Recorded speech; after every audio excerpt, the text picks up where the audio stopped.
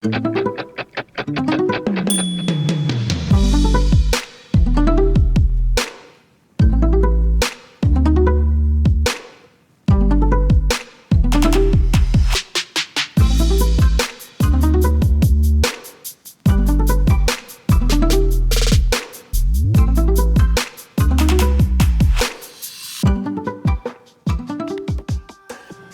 one, I don't deserve you coming at me like that. And this whole situation is just completely unnecessary. Yeah. And the very fact that we're even here and I'm having to, once again, put up those warning signs and you just completely disregard it is like, it doesn't make me feel bad. You can't heal from something that you won't acknowledge. All that's going to happen is it's going to sit there and it's going to get bigger and bigger and bigger because things in life is just going to continue to trigger it. So just think about this ball that's just getting bigger and bigger and bigger, and then one day it's going to explode. And what is that going to look like? And with that, I truly believe what makes that so fascinating and something I feel as an adults we've lost track of is our imagination. With our imagination, it had a limitless way of identifying things from a very energetic standpoint. Rather than identifying it with a word, it would go based off of a feeling.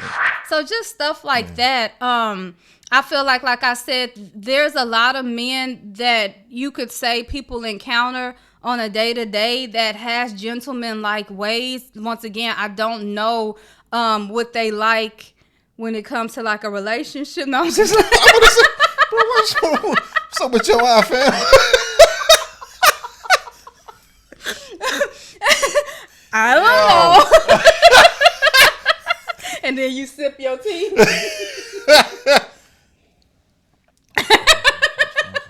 Told you.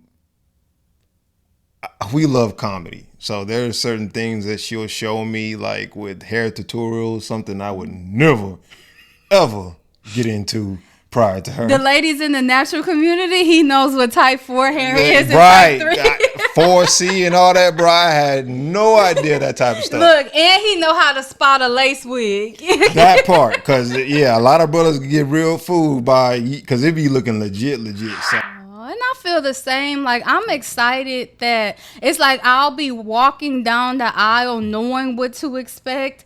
And just knowing like that, I'm like, if you go back and watch our video about, you know, us, we're literally best friends. And it's like that excitement of, man, I'm literally walking down the aisle again to my best friend. And, you know, everything that we've been through up until where we are now. As some of you may already know, we're not religious, we're more so spiritual.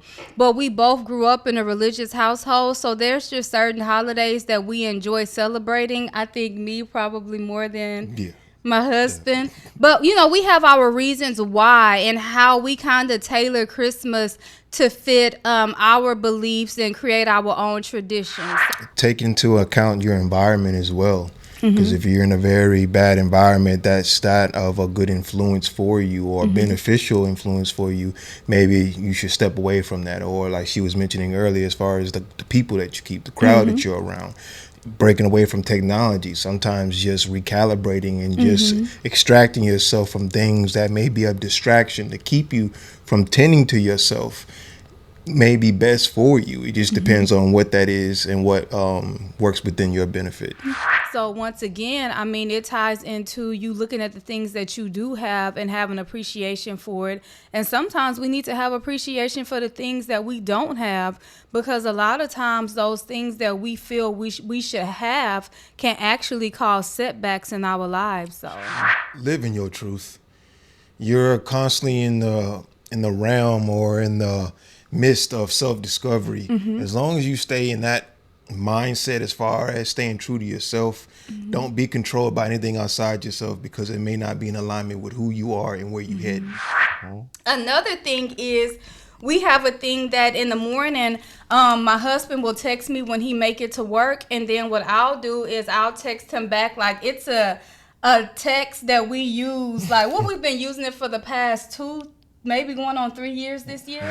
That we're not just on each other's mind, but that telepathy be on 1,000 at times. There'll be times where she'll be thinking of something and I'll be thinking of something. So I say that to say, when it comes to us missing each other, it's deeply felt. And so pretty much that thing is pretty much calling each other throughout the day as far as seeing how each other's doing. Like she'll call me at times and I'll be so caught up in meetings and whatnot. But when I do have some free times, I'll surprise her and hit her up and see how her day is going. And of course, that makes it that much more cherishable as far as getting through the day and getting that anticipation built up so that I have something to come home to. So, yeah. Also, if somebody is distant from you, it may not be that, oh my goodness, this means that I'm one of the people that they're cutting off. Right. It may just mean that life may be busy at the time, or they may be taking time out for self. Not necessarily that they're dealing with something. It could be that also, but they're like, you know what? I'm taking time out for myself, and I have no excuses to give you why I'm doing this. It's just that this is something I want to do for self. I feel like people don't always respect that enough. That is very true. Yeah. And I feel a lot of that misalignment or miscommunication or things being lost in translation could really be based off your perception on what you think it should look like based off things around you that may not have nothing to do with who you are or your essence. So knowing that this is going to be something that I know resonates with me because it's going to be based off something that I feel. Right. It's going to be based off a frequency that you know that you're at, not seeing it as, oh, that gives me further confirmation, therefore that confirmation is the reason why it's there. No, it was already there. You just need to look deeper. And neither one of us give each other any pushback if we ask for help. But it's just the whole thing of, I don't know if it's because we got married in our early 30s. So for like 30 years, you are, well, from the time we were adults up until the time we were like 30, you're used to doing everything on your own, like tackling this, tackling that with a bill, making sure you get this done. So it's like having to adjust to, okay, this is literally my life partner. So I can ask them for help. So I would say just knowing when to say I do need help and that it's okay. Yeah. Hopefully you're with somebody who don't mind stepping up and helping you out. So Removing denial out of your life, taking accountability on your actions and the way you perceive things as far as why you do the things that you do is significant when it comes to facing your fears, because you'll see it more in the sense of basing it off of your self-worth and not necessarily basing it off of somebody else's approval or how somebody perceives or views you. You will base it off of, I'm doing this for me, and because I'm doing this for me, it makes it more profound when it comes to accomplishing whatever that is.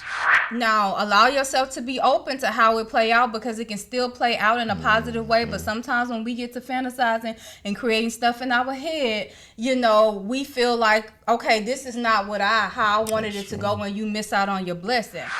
I never knew the depths on how meaningful it would be to make sure that every moment I'm with you, I want to make you smile. Because you got a lot of people, they'll base their relationships off trying to. No, there's nothing wrong. You're gonna have issues in the relationship, so there's gonna be time for fixing, mending, and getting things back to where you want it to be. But a lot of relationships are based off, what can I do to keep from messing up, or what can I hide from this spouse to keep the relationship going in a false pretense? What can I do to keep things in the shade rather than being comfortable with leaving it in the light? Yeah. Because if you leave it in the light, you have nothing to hide, and you're genuine and you're true to your spouse. So being so in love with you, and as long as I've been in love with you, it's the details and how I can find new ways to keep you happy.